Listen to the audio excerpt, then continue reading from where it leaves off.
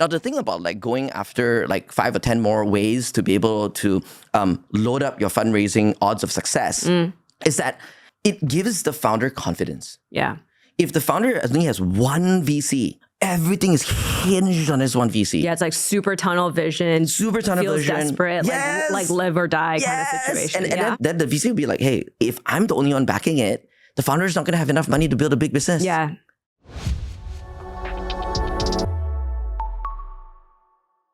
Hi, everyone, and welcome to the 60/40 podcast, the only podcast that deep dives Asia's business and tech headlines with the leaders actually driving the change. So we're switching out from our usual format today. Today, I will be going deep on the biggest challenges in the future of Southeast Asia's startup scene with none other than Khailee, managing partner at 500 Global. Hi, Khailee. Hey. So Khailee, for many of y'all, you probably know him, but he's a true legend. He's been on a Southeast Asia startup scene since the very beginning. I think you kicked off your first entrepreneur career in 2010, if I'm not mistaken. And you've been one of the most vocal and active proponents of the region throughout the last 15 years. Before 500, Khailee was a founder himself. You built startups like Says.com and Groups More, both of which got bought out, and you exited to Groupon and Capture Group, respectively. And at 500, you've backed over 200 startups in the region, including the likes of Grab, Carousel, Bukalapak. Anyone else you want to throw on that list? Well, I mean, the first year of investing, when you first launched a fund dedicated here in 2014, like was kind of like a breakout vintage because like in just the 2014 investing alone, we were first check in Carousel, first check in Carsem, we had FinExcel first round as well, then MyTaxi/Grab and Bukalapak. So that's like 3 IPOs and 5 unicorns out of just that 1 year of investing alone. Yeah. But, you know, for the rest of the vintages, we can talk about that too. We can talk about like we can talk the about more recent one as well. Okay, so I thought we should start with a quick overview of why we're doing this, like why we're doing this special episode, kind of what brought us together. So I'll do a quick background, but please chime in if I get any of the facts wrong. Okay. So a few months ago, Tech in Asia were approached by a group of founders, effectively, and they received a term sheet that they viewed as unfair. They asked us to cover it. Well, they asked us to look into it and then cover it. So we did publish a story about that back in April, I think. This term sheet was from a Malaysian-based VC focused in agritech. And when that article got released, it really did set off a bit of a firestorm, both on LinkedIn, various WhatsApp groups I'm in. I'm sure there was even more conversations I'm not privy to that you were. And we ultimately, our editorial team stood by the reporting. We issued a follow-up. The offer still stands. Khailee, you took to LinkedIn, and then I think you also reached out to Terrence and our editorial team to kind of air out some of your views, of which we uncovered a lot of really deep and core issues. And we felt like it was a rich enough topic that we wanted to talk it out, hash it out, if you will, live on the podcast. Yeah. I think that what had happened is not like, it's just like a small part of, I think, what's a symptom of like a larger timestamp that the region's in. Yep. So early on, you talked about kind of like when I first started over here, those of like the founder of Tech in Asia, Willis, like he also started around the same vintage. There are a lot of founders who were from maybe 10, 15 years ago building companies. And I think like that vintage would be able to reflect on today's moment where funding is more scarce in a way that's more leveled. Because if you had started a venture, a startup career, let's say 5 or 7 years ago, like you're starting at a high where venture capital is like easy to come by. And then so you had that waves of fintech, for example, going to 2017, 2018, 2019, where it was very easy to fundraise and your fundraising cycles from C to Series A and so on and so forth, like they can be pretty fast. Term sheets were pretty loose, diligence was pretty light, and you kind of get away with a lot if you're a founder. And some founders did get away with a lot, right? And so, but then you come to the 2020s going into COVID, you think that, things are going to get bad. No, but things got better for venture. Yeah. Valuations going to be more crazy. And we don't need to talk about the reasons for all of that. But it was like up and up and up and up. And then right now, when it's kind of rationalized, I would say, or normalized to where it's at right now, people are like, oh my God, it's winter, game over. Like everything is terrible, right? But again, if you were building companies in like an even earlier vintage, there were almost no VCs. And then if anybody was an angel or VC, the terms are incredibly bad, right? They look more like private equity terms. So it's kind of like if you take just like a longer horizon into the past and then you kind of like reflect on what might be in the next 5 to 10 years, right? Then you kind of get to see like a longer range of horizon and you know how to play the game because you know where you're at, right? It's like you're watching this long form YouTube video and you can like 2x the speed or you can go in reverse and the timestamp moves forwards and backwards. Yeah. So I think that what had happened and why I wrote out to Terrence and to the editorial team in Tech in Asia is because I cared a lot about making sure that the narrative is complete. I cared a lot that founders were having the right takeaways from the moment. And what I wanted to put a stop to was a cycle of doom, which I think has already begun. And I don't believe that a lot of what I'll say in this podcast and a lot of anything I do can have a meaningful effect, but I'm going to try. And in this podcast, I'd love to tell you about what this cycle of doom looks like. You know, it looks like on two levels. One is on if we map to like a macroeconomic cycle that has nothing to do with startup and ventures. But number two is that a more microcosm of this doom loop, if I were to call it like that, cycle of doom, like a doom loop that's already happening in and within the Southeast Asia sector that affects like LPs, the limited partners who give money to VCs and the venture capitalists who give money to founders and founders who actually build things for customers. Like there's a micro doom loop that is spinning so fast. And I don't want like this region to be set back. And I have some data and some interesting insights from other regions because 500 Global is a global venture capital platform. So we do have investments, 3,000 investments in 80 countries. And having had the privilege of being with 500 for 12 years, but also playing a global role since 2017 when I bought out one of the founders and became one of the largest owners of the whole firm, like I actually reconstructed a lot of the research backend, the data science backend. And I built a lot of it out of Malaysia as well. And we did a lot of comparative studies between different regions and different types of companies. And it's from that data that I realized that different regions, it's not like every region has this like linear progression. Yeah. If they have a few missteps, the region can actually be held back. Like you're talking like a generational step back, a thwarting of sorts, if you don't allow this doom spiral to go too deep, right? So I think we can unpack some of these things in this podcast. Let's unpack it. Yeah. So a lot to talk about, which is like the current moment in time, of course, putting it in terms of the overall progression of like where the region's been over the last 15 years and where we think it's going. And then specifically, I do think, you know, the thing that the article touched on that you also brought up is the different levels that we have to deal with, right? It's like the LP to the GP funding, then the GP to the founder funding, and then making sure that we kind of get the story and the narrative and the different perspectives and incentives right at all of them so that, I mean, I agree. In big picture, it's been a tough few years. I think you and I are both huge proponents of the overall regional startup economy. We're Tech in Asia. We're headquartered here in Singapore. Our biggest events are like around the region in Indonesia and such. And so we also feel the business impact when nobody really believes in Southeast Asia's tech and startup economy. And so I think we're aligned in that. But with that said, I think we also have to tease out like, just how we kind of move ourselves out of the doom loop, as you say. You know what? Practically how we move forward. Yeah, you know, if I can use that as a kind of jump off point to kind of unpack this and unravel this, you mentioned that like the business impact for Tech in Asia is felt if, let's say, advertisers or even like content, right? Like there's not enough like interesting content. Subscription. You know, people are less willing to pay, so it affects like a business outcome. And then then naturally you're saying is that like if let's say the ecosystem gets better, then maybe you get business outcomes, right? Yeah. So that paradigm is a paradigm that's shared by almost all businesses because what actually sits underneath that paradigm is that we have one way of, we have an identity, a way of being, and then that identity, a way of being makes us money, right? So you think of it as though we're agents and we're given a system prompt. And this system prompt is, hey, I'm Maria, I'm CEO of Tech in Asia. We make money in these following ways. If this doesn't happen, we make less money. And then like, you know, my identity is at threat. Like, you know, you'll be able to get a job anywhere. Like you're a very capable person. But for now, as a system prompt and you're in the identity, it affects you in that way. So for me, if we stay on that level of like, this is my system prompt, this is the way I make money, so I need the macro environment to look a certain way, then I'm going to then act like that to influence the narrative so that the macro becomes better and so that I can make more money. You see what I mean? I'm not saying that that's happening to you right now, but like if we stay on that level, that's the natural outcome for most people. Okay. Right? So let's say in Indonesia, how many staff, like I think e-commerce reported, you know, I don't know, something like 3,000 people since 2023 got laid off in media. I mean, I don't know the source of those numbers and whatnot, right? Yeah. But of course, if you take that same perspective I shared with you, which is this system prompt income identity, and apply to those folks, they'd be like, oh man, AI is terrible, it's taking away jobs, you know, because like this is what I've been doing for 30 years. Set up in a binary system. So you're fixed to that system from the way you make money, right? But the thing is like what's underneath that is that before I get into the doom loop, you know, and elaborate that theory of mine is that underneath all of that, like I'm on a truth-seeking exercise. Like what is actually happening behind that? Like why is Southeast Asia's story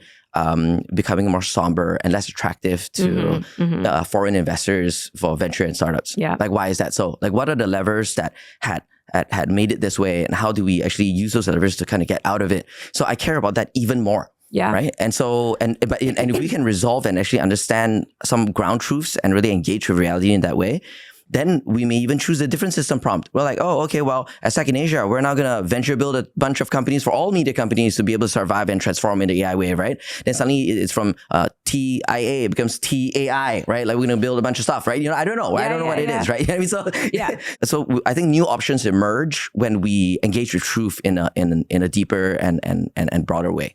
Okay, the suspense is killing us. Okay. Let's talk about the doom loop. Let's do the What's doom your loop. theory? First, I have to share with you more of the macroeconomic moment that Southeast Asia is in. And this one is like, I didn't make this up. 11 years ago, I watched a video on YouTube and I felt that it was so succinct the way it described how I felt the economy working. And Ray Dalio, of course, does a good job at all of this, right? His video is called How the Economic Machine Works. So I'm definitely butchering. Sorry, Ray. I'm going to try to recall something that I watched 11 years ago, right? But roughly speaking, I think people can relate to it, is that you have the ability of, as a business, of like earning money, right? And as a result, banks are good to lend you money because you actually have actual earnings and profits to be able to lend against. And because you get to lend money, you borrow this money, right? You borrow this money from banks, and then you spend that money on productive things like machinery or like hiring people, capex and whatnot, right? And because of that spending, like eventually you start like earning more. I believe he had one more thing, but I'm just going to simplify it, right? So then you get to earn more. Now the thing that is that when you get to earn more money, then you get to lend more money, then you get to spend more money, and then like you get to earn more money, and this kind of like multiplies across like dozens and millions of businesses, and then like keeps going up and up and up, and then so that's how like the macro increases. But what happens? And I'm going to take Southeast Asia an example right now, and I think it's pretty absurd. I'm going to show this to you. Is that if individuals are earning money now, and they're using buy now, pay later to buy things online. Okay. And then they're spending it on not very productive things. It's not like they're buying, okay, maybe you buy a MacBook and you do podcasts with your MacBook and you make money with that. That's great. That's productive spending. But it's like Labubus and... Nailed it. So there's a lot of like non-productive spending. So I'll use like say on TikTok Shop. Right. So I spoke to a lot of people who are involved in that ecosystem and saying that, okay, what are people buying? And then a lot of it are not actually productive stuff. They're like perfumes, or they're like, you know, and so there's just like random stuff you don't actually need. So they don't fully make you, they don't influence your earnings. They don't. The ROI is not great. The ROI is not great. The ROI is terrible, it's right? Negative. It's terrible, right?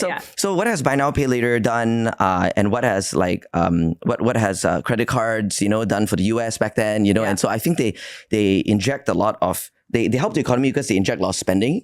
So if you buy Labubu makes money, and Labubu's going to go to the bank, and you know what I mean? But why I'm talking about all of this is because, like, if let's say the rate of jobs getting displaced by AI is real, and I see it in every one of my portfolio companies, and it's not like a straight displacement. It's more like, okay, we'll just hire less people because these tasks are now done with this system and this workflow, for example, right?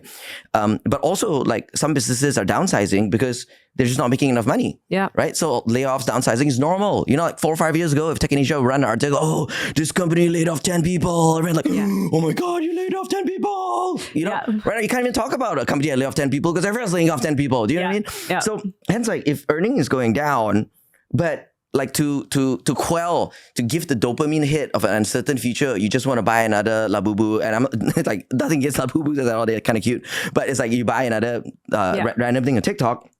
It's like you're increasing your spending. So what do? Oh wait, there's a new like a rollout of buy now, pay later. Oh, let me split my payments into 3 across like these 8 different startups, right? So you're actually lending more. So this is the macroeconomic cycle I think Southeast Asia is in right now. If people aren't going to dramatically improve their earnings. So how does it affect the doom loop of startups? Right? You may ask. Okay, so this is what it is. So let's just summarize really quickly. Sure. So AI is disrupting jobs, so people are earning less. But it's not just AI. I don't want to blame AI. But in general, are shrinking anyway. It's a trend for sure. But unproductive consumer spend is still increasing. Yes. And then thus we have to increase our lending in order to kind of satisfy both conditions. Yes. Now bringing it back to startups. Broadly speaking, that I believe is happening. Yeah. And I think that there are pockets where there are many exceptions. Accelerated by e-commerce platforms and accelerated by social media. That's showing you these unproductive things that you might want and creating trends out of nothing. But in the old days, it was like Beanie Babies and Furbies. And and then TV and ads. And you'd blame the madman or whatever it is for the ad industry for parlaying all of that. But social media algorithms doing a lot of the same thing. Okay. So you could actually even modify this somewhere with narrative and social media and all that. But I think you kind of get it, right? Okay. So you can see where things kind of go up. You can see where things go down. And this is on the macro. Yeah. So how does it affect? It does affect the micro. Yeah. Because when people's ability to earn is less, people's spending on productive things, startups hopefully can be part of this solution. And we'll get to that. But right now, I'll say a doom loop that's happening right now is happening on two fronts.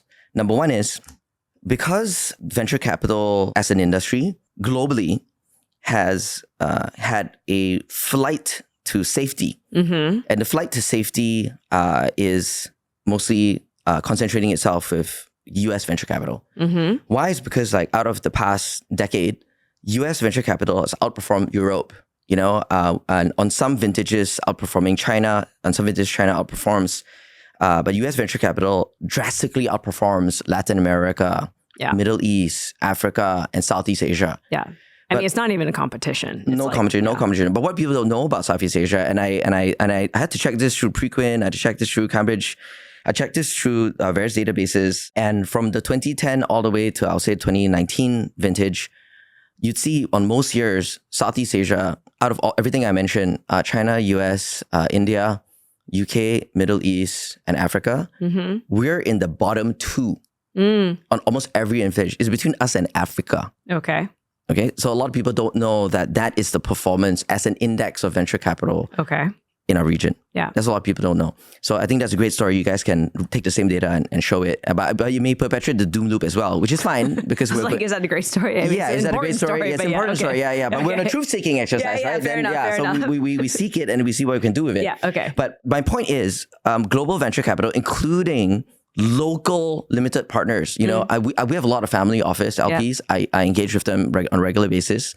They used to back my fund. They back a lot of local funds, but a lot of the families are now rebalancing, flight to safety, reverting to the US. So then if let's say there are less LP dollars coming into venture capital firms, VC firms will be tighter in the way they want to invest because they need more shots on goal. Yeah. Right. And not to say previously because they're flush with money, they just take shots everywhere that's not on goal. That's not the case. It's just that there's less risk taking. Because for innovation and for real breakout outcomes, you do want to have some aperture, a wider aperture of what shots on goal means. Yeah. But now the narrowing aperture of shots on goal means that less startups will get funded. Or more funding will go to fewer startups. Yep. Right? So that's the second part of it. So firstly is because there's less returns from the ecosystem, then now we've got less LPs coming into this ecosystem from foreign LPs as well as local LPs. Yeah. As a result, VCs will have less money to invest. And then we've got less money for startups. And then startups would have less budget to get customers. To get revenues. And then if the startups don't get enough revenues quickly, they can't attract VC money. VC money can't, you can't tell a good story or return money to LPs. And and this doom loop continues. But the doom loop's worse because the startups feel the pinch. And then if you're an entrepreneur who's very recent or maybe started companies in the more recent 10 years, you're I'm not used to things going downwards. Right. I'm used to going up and up and up and up. Yeah. And the staff members who work for these startups, and people who work for companies, Southeast Asia has been on such a roll. I would say that with the exception of a few blips, since the 80s, roaring tigers, where, maybe our parents' generation, we're used to seeing our parents get increments if they're working, my parents are working class to get increments or bonuses. You see lifestyle upgrades. You expect this kind of linear progression. Yeah. People aren't used to this linear progression. They aren't used to having a flat salary or you don't like down rounds. How about a down salary? How about you hop 3 jobs and your salary gets worse? Yeah. Right? So people aren't used to that. So because they're not used to that, they're taking it on the founder too, right? They're like, oh man, you're a crappy boss. You know, you're not paying me enough, whatever. So I think that there's like suffering that is happening on the ground level. So I'll just go home and I'll just buy some Labubu. I don't know, right? Like how or drugs or alcohol, you know, in certain parts. Coping mechanisms. Yeah, coffee, bubble tea, sugar, there are all kinds of coping mechanisms. Yeah. But all I'm saying is that like this doom loop is I just described like the venture doom loop as part of like larger macroeconomic moment that I think is going to get worse. And then like here we have like a emotional loop. Okay. And this emotional loop has angry people because they earn less, and you've got angry founders because life is harder for them. Okay. And how do they cope? And this wasn't the startup dream that they signed up for. It was like, I get to go for up rounds, I get on a few lists, I go for magazine spreads or whatever. Yeah, I'm being celebrated. Yeah, exactly. And whatnot. I get founder of the year. Yeah. Okay. Yeah, and then like some of them is maybe harder to even go back to their original jobs. Yeah, because either the jobs aren't there anymore or the jobs like pay less. It's a tough journey, but it's exceptionally tough right now. Agreed. Yeah, and then so where does that go? Who do we blame? VCs, they get paid fees regardless of how well they do. They're sitting there and like opining on podcasts, and you know, it's like, you know, then let's just hate on them. Let's just point the pitchfork in that direction. Interesting. So you could choose. You feel like this is actually, it's a relatively recent trend and relatively widespread? I think across the region? I don't think it's recent. I think its expression has always been there. Yeah. But now the expression is amplified because journalists know it's a popular story. Okay. So journalists will tune in. Usually the individual journalists, I'm talking about Tech in Asia or whatever, the individual journalists, they're actually trying to they're actually looking for a story. And they're looking for a story because people want that, like they want to pander to an audience that wants that story, that feels that story. And then they're also biased because they're fed by like different information sources who have like emotional intensity. Yeah. And emotional intensity equals virality. And so the stories do better when there's emotional intensity. So obviously, like if I was a story hunter, I would really mind this story of suffering to see what's going on. And do VCs deserve a lot of hate? Yeah, probably. Like probably a lot of it too, right? Do founders deserve a lot of their own hatred? Yeah, if they, you know, all of us can have the opportunity to take ownership for all of the things we've done to contribute to this. And I want to talk about that too. Yeah. But this blame loop, right, is part of the doom loop. The more you blame, the more doom that'll be, because you're just going to tear each other down. It's like when I was 15 years old, like I went on a trip and me and my friends were on this beach. And for some reason, we decided to catch the crabs on the beach. Okay. Like I don't know, I was 15. Anyways, we put a bunch of crabs into this bucket. And we're like, oh, we've caught so many crabs. What are we going to do now? We're like, okay, well, let's just take it back to the hotel. Okay, great idea. 15-year-old Khailee. So we go back to this hotel and we're like, okay, now we brought the crabs back to the hotel. What do we do? We're like, okay, let's just put it in a tub. Okay, let's put the crabs in a tub. That night, every crab started breaking each other apart. They killed each other in that tub. Such a dark story. Okay. It is the most gruesome thing I've done at 15. I'm like, and then we were like, hey, let's get them out. Let's put them back on the beach. Like, what's going on? And they were too broken. They kill each other in that tub. And I was really, really sad, right? I mean, maybe that's why I've been vegan for 9 years. I don't know, right? But it's like, it was just like horrible to watch. Yeah. And I always wonder, like, why did the crabs kill each other? Yeah. So I think that, like, I just don't want us to kill each other. Okay. You know, we're in a bucket right now. We're in this tub. Yeah. And like it's not like new water, new nutrients. Yeah. It's not like an abundant ocean. This is our echo chamber or whatever. We're in this echo chamber tub. I don't want, like imagine this beach with this ocean and, you know, like I'm not going to kill another crab because like I have other things to do. Yeah. I've got like, I need to hunt for food. Yeah. I need to procreate. You know, because there's this abundance of this ocean and this beach. I'm going to be a happy crab. Nature. You want to be a happy crab. Let's all be happy crabs, right? Okay. So okay.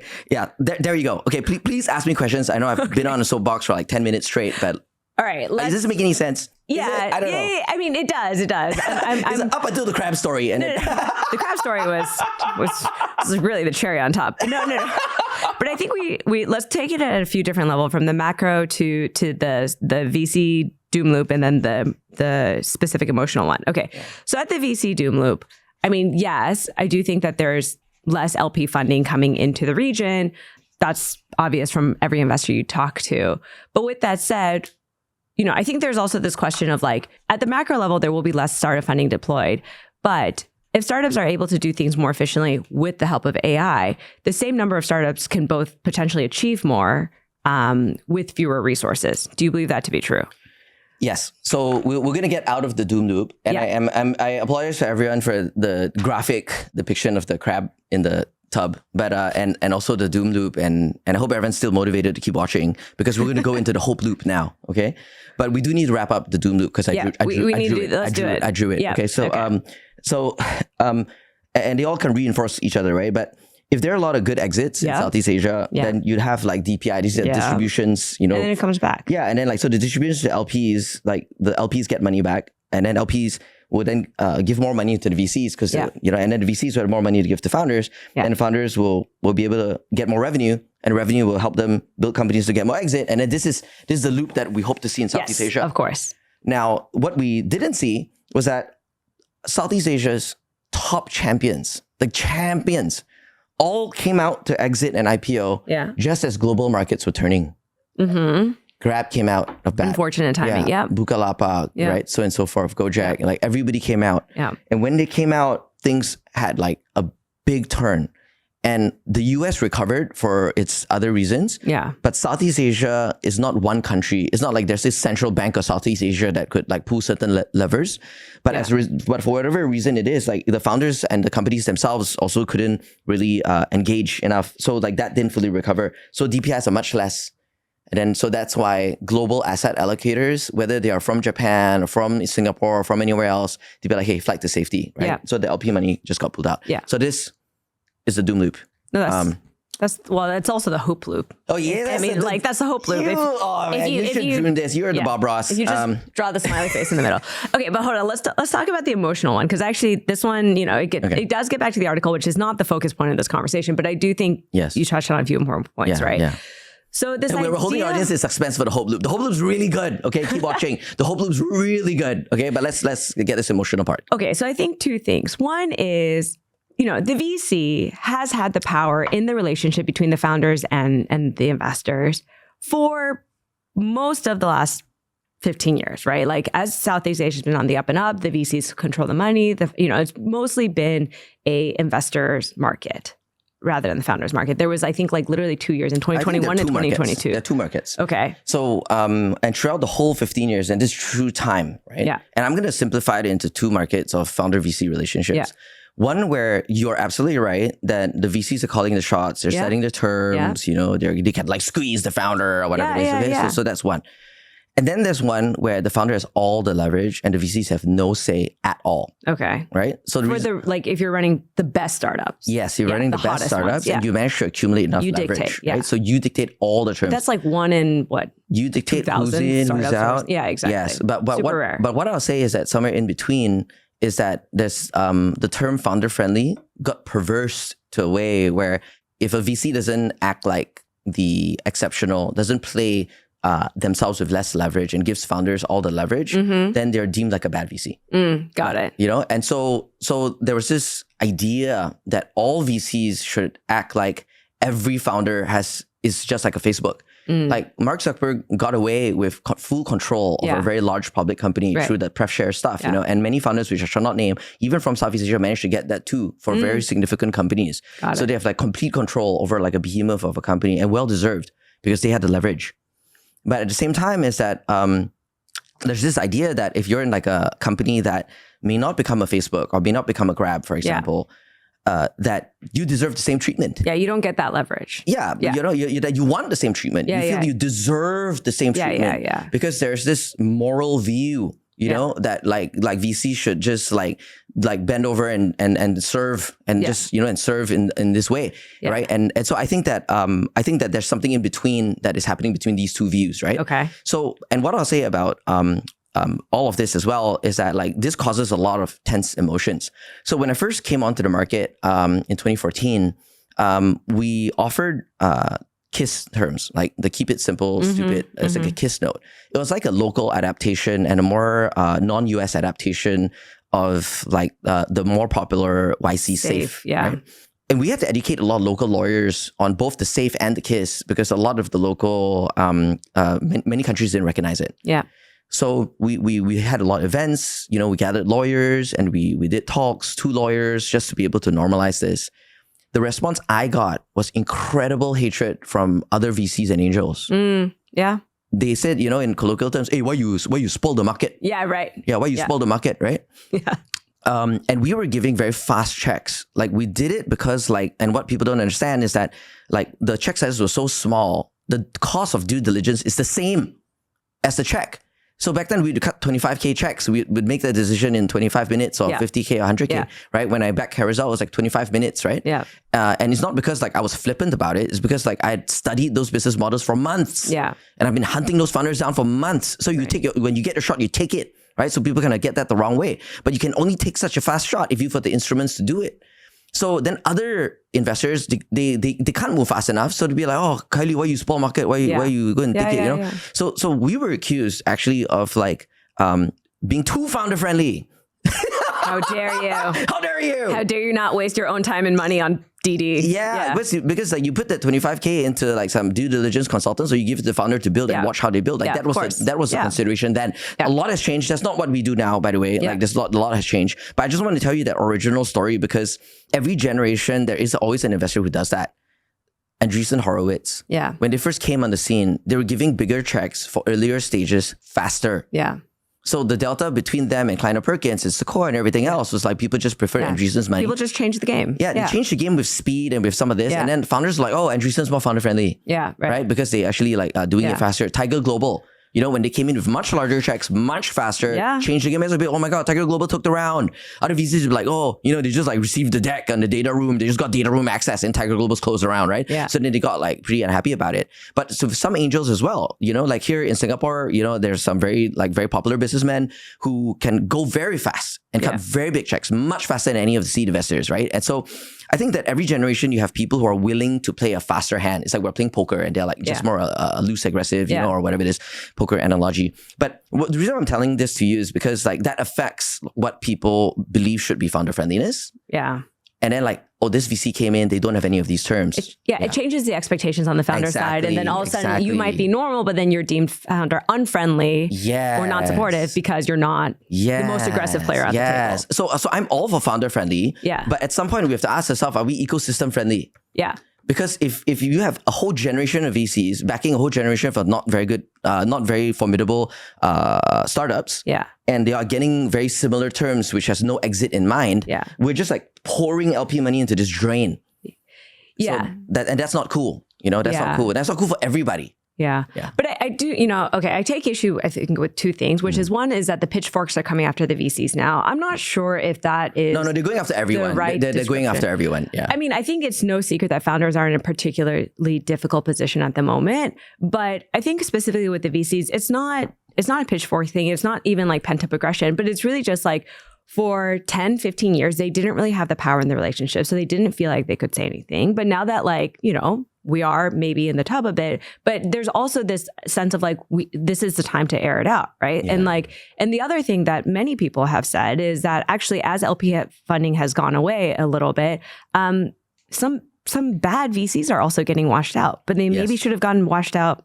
Same thing with the bad founders too. Yeah, I mean, same, right? But same. So it's not that, I don't think this moment in time in particular is bringing the founders, pitting the founders against the investors, but it's more that maybe the balance of power, has been quite asymmetrical for a while. And this is just rebalancing a little bit in terms of who can say what and call out bad actors across the board. I appreciate you challenging. And let me kind of see if I heard you correctly, right? Yeah. You're saying that number one is that for a long time, there's been power asymmetry. Absolutely. Okay? Yeah. Agreed. Second thing you're saying is that maybe there's a moment that needs to rebalance. Yeah. And part of that rebalancing requires an airing out of angst. Or maybe expressing that imbalance. Yeah. Calling out this imbalance. Yeah, sure. Right? Okay, sure. Calling out imbalance, right? Yeah. And what you're saying is that you wouldn't conflate that with pitchforking. I wouldn't conflate that with anything that's irrational or anything that's particularly new. I think the only thing that's changed is that because it's all happened. I mean, because we're all in a relatively low point. Okay. There's no point to hide it anymore. Okay. So here's what I think as an option I wanted to introduce for the whole ecosystem. Okay. Because one option is that you're okay, I've had this power asymmetry for a while, and then now I want to express it, call it out, I want to name it, so maybe I can rebalance the power.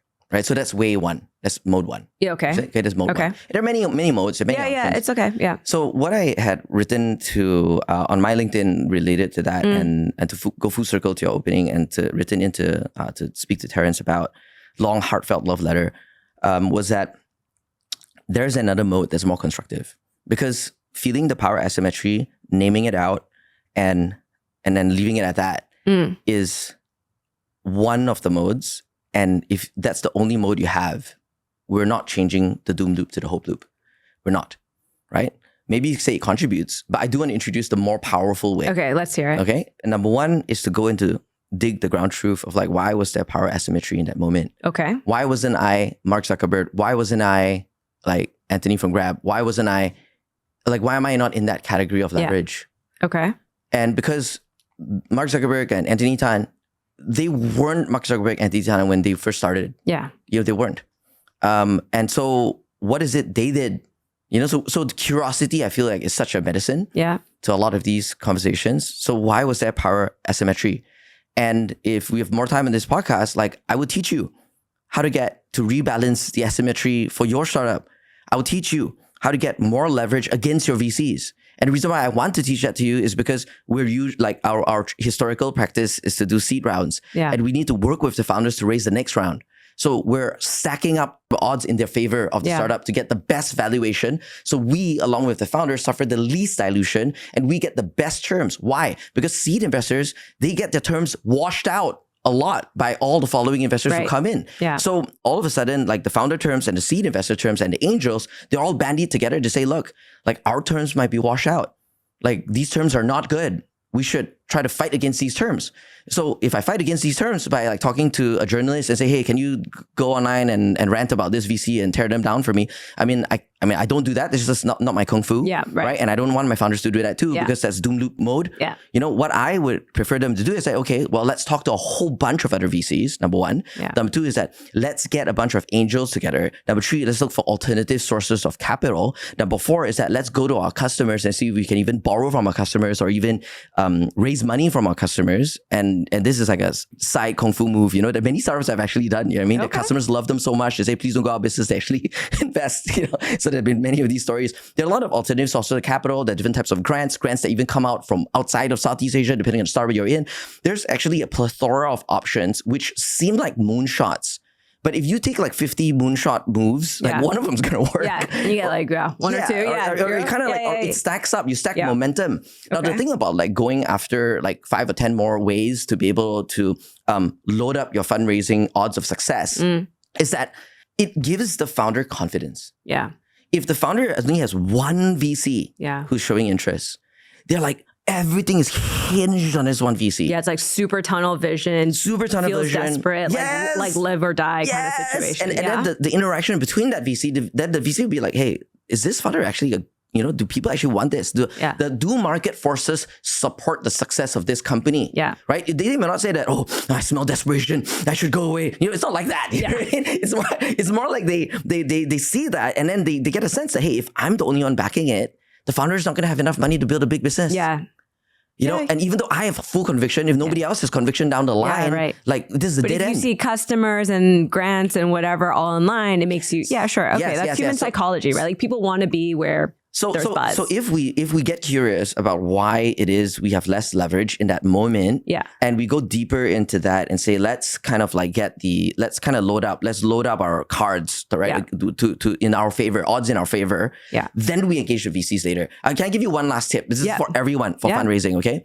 There's this concept that I learned and we developed at 500 early on. It's called walking up the ladder, then down the ladder. Okay. What this means is that most founders, they're going to go for the biggest names VCs first. Yeah. They go for like the hottest names. They go for like people who have like good signal. Yeah. Right? But those people are at the top of the ladder. We encourage founders to walk up the ladder first. So you go for other folks who are like newer, maybe there's like a new VC in town and then they just raise like a small pocket of money, but they're eager, they're ready to spend. Like you get some of these newer names first. Maybe there are certain angels, uncles, whatever. Like in multiple rounds, you can still get angels involved. Yeah. Angels, like I mentioned, customers or something. So you kind of stack up. And some of these, like, they could even be like, we've gotten a lot of Taiwanese capital into Southeast Asian startups recently. Yeah.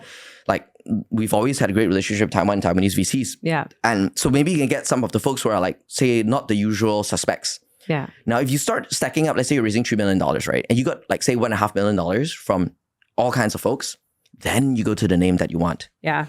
And you say, hey, Studio 65 VC, I have half my round of my $3 million closed. Yeah, you want to get in or not? Yeah, you know, and we're closing out the rest of the half pretty soon. But somebody recommended I speak to you, right? My friend who is your portfolio company recommended I speak to you, but we don't have too much time. But I just, wanted to just take up on this thing, right? So that VC would be like, wow, you got half your round raised in a market like this? Mm-hmm. Market forces are supporting this company. Yeah. I should lean in. I should move proof fast. Points. Yeah. Yeah. And then that VC goes to the investment company and say, hey, look, I know these other companies, they're not urgent. Yeah. Let's talk about this urgent one. Yeah. Okay. And suddenly they're moving way faster. And then like, I mean, sorry about the other companies that got bumped, but you know what I mean? But suddenly your company's in front. So then you get this one, but you still need to close out the round, right? So now that you got your favorite Studio 65 VC, you're like, oh, we're there. Then you can go down the ladder again and loop back to the earlier folks you're speaking to. Boom. Be like, hey, Studio 65 is in, you in? Exactly, right? So you got this. Okay, anyways, you get it. So there are all these tactics, right, that I think is more important than just going around venting. And I think it's important to call out bad actors and whatever, but I just think that the conversation should be about these tactics. I mean, we all play different roles, right? Like VCs play different roles than LPs who play different roles than founders. And to be honest, who plays different roles than media, right? Yep. And so the other thing that I wanted to loop back to is this question of like media, and then did we write this in order to get a viral hit? Yep. And like what are our motivations for doing anything? And let's be clear, I'm not at all on the editorial side. Yep. All I do is pay Terrence's and the editorials team paycheck every month. Yep. But I do think that it's all about different. So like founders have the obligation to gain as much leverage as they can, right? VCs have the obligation, literally their job, to make the best investments that they can in order to generate returns for their LPs. Yep. LPs deploy money and guide, I guess, to some extent. But then I do think that, media, and then in Europe, it's known as the fourth estate, right? Like the job of media is to also keep everything in check and balance and then to call out inequity when they see it. And so journalists, I found in my experience with tech in Asia, journalists are, you described it earlier as like going for something that where they look for suffering and they write stories about people suffering. I'm saying that stories with emotional intensity, good or bad, rags to riches or riches to rags. Yeah, like those things tend to have emotional intensity. I've more found that journalists are more like they really want to be on the right side of truth. Yep. Truth seeking. Yep. And they actually are more always on the right side of the common man. And so I think one thing that journalists have a tendency to do, and you'll see it across publications and titles, is they want to be the voice for people who are traditionally underrepresented, unmarginalized and without the power. Yeah. And so I do think, and I've also called out our own team before because I feel like we've covered layoffs unfairly, and they're, you can tell they spoke to unhappy employees who got laid off and they're just like venting about management. I'm like, hey, if I were management, here would have been my position. Stayed, right? Yeah, exactly. And so again, it's just like, how do we frame it? And then how do we frame the intent of it? And for me personally, I do think media is obviously a critical ecosystem player, right? It does keep checks and balances. Yeah. Our job, more than maybe the founder's job, maybe the founder's job is not to vent, but also figure out how to build their leverage. But our job is to kind of uncover some of these things and call out things that actually everybody in the ecosystem knows is happening. Yeah. I don't know, how did you feel about Glass Wall last year? Yeah, fantastic. It was a truth-seeking exercise, right? Yeah. We read every single bit, and then I took my team together and I say, hey, look, there's a lot of suffering. Let's just imagine, because we don't know who they are. Yeah. Let's imagine ourselves saying sorry to them if they were, this is like an exercise, a honopono. Yeah. Like you can Google it. Nobody can probably spell it. But you go through you visualize a person who's suffering and you go I'm sorry, I love you, please forgive me, thank you. Right. And you just repeat that. And it's not, you can think that, are you healing somebody? But you're actually trying to create a conversation of healing, because clearly any and every VC had their missteps along the way. Yeah. Every VC who's born in this ecosystem. Everybody has a bad meeting or whatever. Yeah, everyone's got a bad day. Yeah. And it's on both sides. If both people have bad days, even worse. So I feel like what I always want my team members to do is to just take ownership as a habit. Yeah. Get curious as a habit and take ownership as a habit, and then just be very inquisitive. I think about it as well. I'm like, hey, am I stuffing too many meetings? in my thirst for being able to have me and my team to meet as many founders as we can, is that maybe we should meet less in a day, but spend more time, for example, right? So we try to calibrate, we try to iterate. So I feel like the iteration cycle requires feedback, and I think that's helpful. Yeah. But I think to loop back to what you're sharing, and I just want to make it super clear, because I feel like people can social media snip any part of it, of this podcast, and that's the danger of long form, right? Because you don't get to clasp it, is that never, and I'm just crazy about it, clear, never in any of my position, anything I'm saying is that I'm telling someone how to do their job. I'm not telling founders how to be better founders. That's not what I'm doing. I'm providing an option where successful founders have leveraged and used. Yeah. I'm showcasing different moves, different martial arts moves that different founders have deployed and we've discovered together by being in the battlefield. And this kind of art of fundraising and art of survival is even more important now than ever. Yeah. But because we've been focusing on working and building, we've not been on enough podcasts talking about it or writing books about it. And I don't make too much content. People, Khailee, you should create more content. Because I'm busy working with the founders. Every moment right now, there's a founder who's trying to fundraise and we got to help them. Yeah. I want more options for people. Yeah. And I want options which I hope can heal them. If there's a founder out there now who is experiencing some form of suffering right now because of rejection of something any VC has ever said, or anything I've ever said, or everything I didn't say, my WhatsApp, my email, I've got 200,000 emails that's unread. My WhatsApp have 4,000 unread because I was very abundant in my email address sharing and my WhatsApp number sharing in the earlier part of my career, right? So it's on all of these lists. It's being spammed everywhere, right? So I'm sorry if I've ever ghosted you. I'm sorry if that you're having a really, really hard time. And I really hope you get out of this in a way that is very whole for you, that this becomes like a very interesting life experience for you. So I just want to give people an option to heal themselves and help themselves. Yeah. Okay, so that's all for the founders, not for the media. Okay, now for media, if Tech in Asia didn't exist, there will always be another media firm that will try to side with the common person, because that's just market forces, right? Yeah. In every region, like in Middle East, there's a magnet. In every region, there's always like tech press. And of course, voicing out for the common person's suffering is a very noble and important part of it. At the same time, is that there's also market forces which will bend on other sides of balance.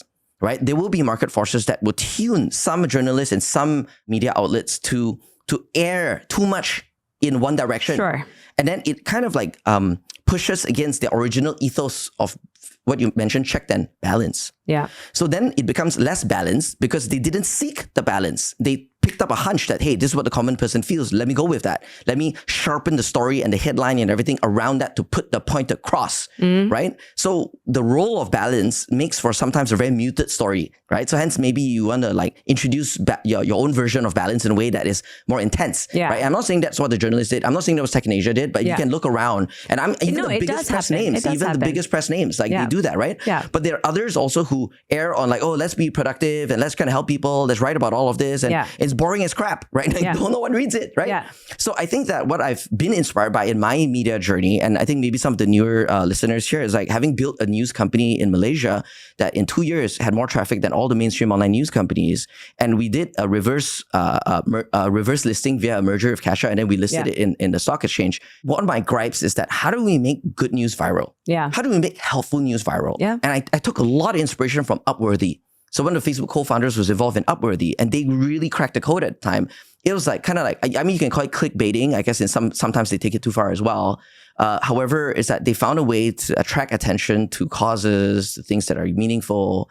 And so I think to make education of wholesome, healthy, healing things more viral, I feel like we've got a moment in social media to do it well. There are a lot of educators, whether they're AI educators, startup educators, who are really leveraging short form video and getting super viral and getting the message across in ways that beyond clickbait, Yeah. So I do feel, again, I want to expand the plethora, the aperture of options that's available to people and available to media companies as they evolve. So in the portfolio of stories that Tech in Asia publishes, or any kind of media company publishes, in the toolkit of the journalists who work there, all I'm saying is that you're doing what you believe is the system prompt of your job, but you are more than your job. And your job can expand. And when your job expands, so does your audience. Yeah. And so does the story of your life, right? So I just really hope people see that there are more options. Yeah. I mean, I think that's fair. But I also think that's you can judge the individual story. Yep. You can judge the body of work. like you said, VCs might have a bad meeting. VCs might have a bad day. So founders may have whatever. So like same, right? We have a story, we have a body of work, and then we have our ethos as an organization. And you know, like I'm often on stages like going around and we often get called a cheerleader because we're just like, we're out there trying to promote the overall ecosystem. But I think to bring it back, and we need to get into the hope loop and everything else as well. Can I take us into hope loop? Yeah. Give me 1 second. Okay. But I think what I really want to get across is actually, in order to have a healthy ecosystem, we actually need the individual players to play their individual roles, right? Yeah. And we shouldn't necessarily, just because like that player isn't doing exactly what you want them to be doing in that moment, doesn't mean they're not doing a good job playing. Yeah, it doesn't mean they're bad. It doesn't mean they're bad. Like, and I don't think we should be judging necessarily. Or like moralizing something that's a capitalistic transaction or professional transaction. Yeah. Well, last night I was back on LinkedIn and actually reading through the comments, kind of just refreshing my memory. And like there was such vitriol and like such emotional stuff. But actually I felt like at the end of the day, everyone really was doing their job with the best of intentions. Those intentions may not have been the best thing for that individual person or for whatever, a group of people, but it doesn't mean that it was necessarily a bad thing. But I also feel like in order to get to a healthy ecosystem, we need these checks and forces, like checks and balances, and we need some of these counter-opposing forces in order for us to all grow and then move out of like build ourselves out of the tub, if you will. Okay.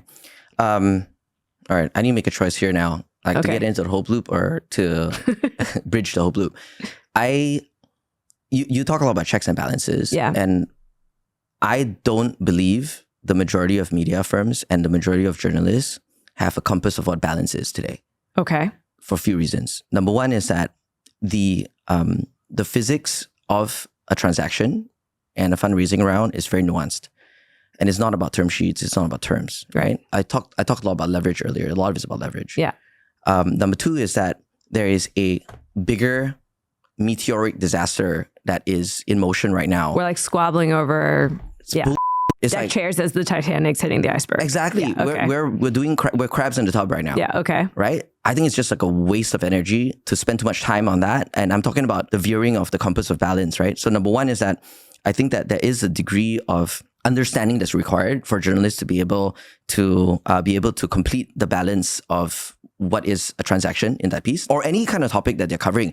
There are a lot of folks who are opining on like market norms for DPI. You know, they're opining on say LP dollars. They're opining on what LPs want or what VC should do and But there's like maybe they would understand 20% of actually the dynamics and what are in the larger limited partner agreement clauses and some of those things. And the thing is, I'm not saying that to kind of fault anyone. I'm saying that even within us as VCs, like when we started raising our funds, we didn't even know what were the market terms with our LPs.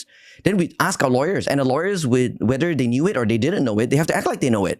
Do you know what I mean? And so everyone was like trying to like shape what the norms is as they went. You're setting it as you go. Yeah. Okay. Yeah. So nobody knows, right? Nobody knows what the norms are. Yeah. And then we talk about, no, this is the norm. And our lawyers says, no, that's the norm. Everyone's got their own norm. Yeah. Right. And then we blast around this market. Oh, you're off market. That's such an off market term, right? Yeah. So I do say that like it's very difficult to be balanced. Yeah. When you have one piece of the puzzle and one source of the thing. Okay. So number one. Yeah. And number two thing I was mentioning is that like there is a larger narrative that, you know, that little crab tub narrative is just like a speck. It's just one speck of it, right? Yeah. Okay. So you have a larger narrative balance. But what I want to say now is that like there is less and less focus on, and I appreciate this conversation because you're giving space for me to contribute to a more complete picture of the other options available and the other stories available to be told. That's it for part one. Thanks for listening in. All right, enough with the doom loop. In part two, we're going to get into the hope loop with more tangible advice for founders, investors, media, and more. We'll release part two soon, so stay tuned.